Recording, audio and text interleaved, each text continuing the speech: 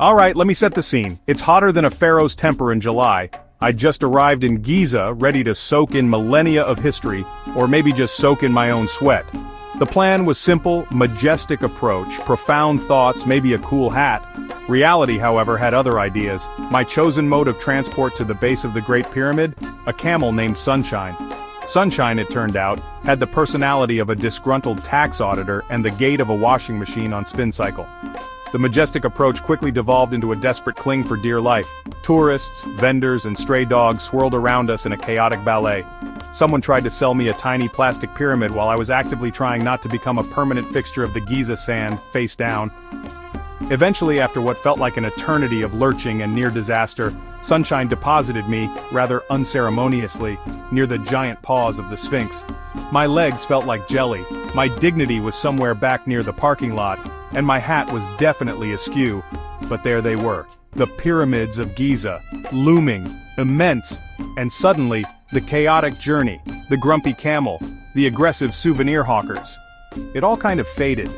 These colossal structures just demand your attention, making you forget, for a moment, that you probably smell faintly of camel and desperation. So, let's talk about what the people with fancy degrees and actual archaeological evidence say. The mainstream view, the one you'll find in history books not written by someone wearing a tinfoil hat, is that the Pyramids of Giza were built by the ancient Egyptians. Shocking, I know. Specifically, they were tombs for pharaohs, Khufu, Khafre, and Menkaure. These weren't weekend DIY projects either. We're talking massive undertakings requiring decades of labor, incredible organization, and a level of engineering skill that still makes modern builders scratch their heads. They developed sophisticated quarrying techniques to cut massive stone blocks, some weighing several tons. No power tools, no lasers, just copper chisels, dolerite hammers, and sheer human effort. Then they had to transport these behemoth blocks across the desert and up the rising pyramid structure. Theories abound on how they did this. Ramps, levers, rollers, possibly a lot of very encouraging shouting. It's a testament to their ingenuity and their ability to mobilize and manage a colossal workforce. Evidence suggests these were skilled workers, well-fed and housed. The precision is another mind-boggler. The Great Pyramid of Giza, for example, is aligned almost perfectly with true north, with an error of just a few arc minutes. It's a narrative of human achievement, of problem-solving on an epic scale. Now let's wander down a slightly more speculative path. The one where the explanations involve fewer calloused hands and more otherworldly visitors. For some folks, the idea that mere humans, even very clever ancient Egyptians, could pull off something as grand as the Giza pyramids is just too much to swallow. It's too big, too precise, too pyramid-shaped. So, naturally, the next logical conclusion for them is aliens. Yes, extraterrestrial architects, presumably taking a break from zipping around the galaxy to give humanity a hand with some oversized tombstones.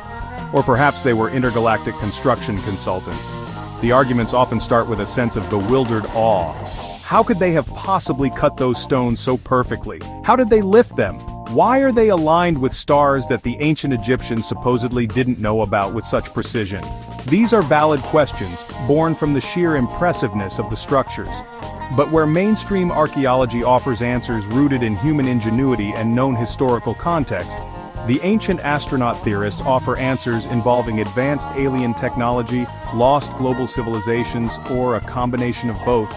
It's certainly a more exciting narrative than lots of dudes, lots of rope. Proponents of this idea point to the sheer scale and precision as proof that it couldn't have been done by humans of that era. They suggest that the tools depicted in Egyptian art are too primitive for the task. They highlight supposed anomalies in the construction that, to them, scream not of this world. One of the biggest talking points for the aliens did it crowd is the pyramid's supposed alignment with celestial bodies, particularly Orion's belt. The theory goes that the three main pyramids at Giza perfectly mirror the three stars in Orion's belt, not just in layout but also in brightness. Spooky, right? This, they claim, is knowledge the ancient Egyptians couldn't possibly have possessed. Therefore, aliens must have dropped by with their star charts and cosmic GPS to help them out. It's a very popular theory, often presented with dramatic music and slow pans across star maps in documentaries of a certain persuasion. Now let's pump the brakes a bit.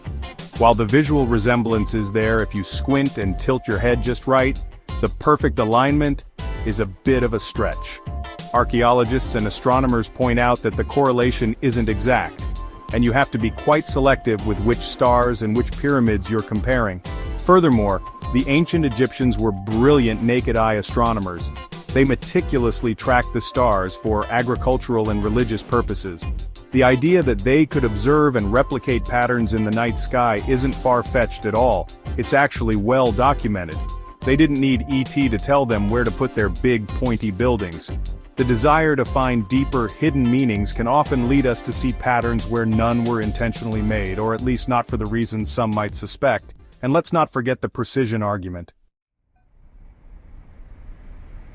Section 5. The mystery of the moving rocks. Ancient aliens, or just a lot of rope and sweat? How did they move those colossal stones? Some granite blocks in the king's chamber weigh up to 80 tons. 80 tons. That's like 12 elephants. My back hurts just thinking about it. Some say ancient power tools or alien tech, anti-gravity devices from space travelers, but it's more likely thousands of workers, sweat, and clever engineering. Precision cuts, time, patience, and sand. Copper tools can work wonders on stone. It's not quick or easy, but possible. Unfinished quarries show the methods. No lasers, just physics and hard work. They use sledges and lubricated paths. And for lifting, ramps. Lots and lots of ramps. Straight, zigzagging, internal. The principle is sound. Section 6. So, you want to visit these alleged alien souvenirs? A traveler's guide to not getting scammed too much? Alright, you've heard the theories, you've seen the pictures, and now you're thinking, I need to see these giant stone triangles for myself. Good on ya. Visiting the Pyramids of Giza is an unforgettable experience, but like any major tourist destination that's been around for 4,500 years, it comes with its own unique set of, let's call them, opportunities for cultural exchange, many of which involve your wallet. First, tip hydrate. The sun there doesn't mess around, it's like it's personally trying to mummify you. Bring water, wear a hat, and slather on that sunscreen unless you want to return looking like a well-done falafel. Second, be prepared for the vendors. They are persistent, they are skilled, they could probably sell sand in the desert, and in fact, some of them try. You'll be offered camel rides, horse rides, scarab beetles, genuine papyrus, made yesterday in a back alley, and statues of Tutankhamun in every conceivable size and material. A polite la shukran, no thank you, works wonders, but you might have to say it a few times, or a few dozen. Consider it part of the authentic Giza experience. And if you do want a camel ride, agree on the price you get on. Section 7. Decoding the doodles. What those hieroglyphs say, spoiler not welcome Zorp. Hieroglyphs are fascinating, intricate pictures covering tombs, temples, and obelisks. They tell stories of pharaohs, gods, and daily life. Some see helicopters and spaceships, but it's pareidolia. Egyptologists reveal a more mundane yet incredible reality. Section 8. Why we still obsess. The enduring allure of giant triangles in the desert. So why the pyramids? Why, after 4,500 years, are we still so utterly captivated by these massive piles of rock in the Egyptian desert? It's more than just their size, though that's certainly a big part of it. Pun absolutely intended. There's an undeniable mystique, a sense of stepping back into a world so ancient it almost feels mythical. These structures are some of the last remaining wonders of the ancient world, silent witnesses to the dawn of civilization as we know it. They connect us to a past that is almost unimaginably distant, yet tangibly present when you stand in their shadow. Part of the allure is undoubtedly the sheer audacity of their construction.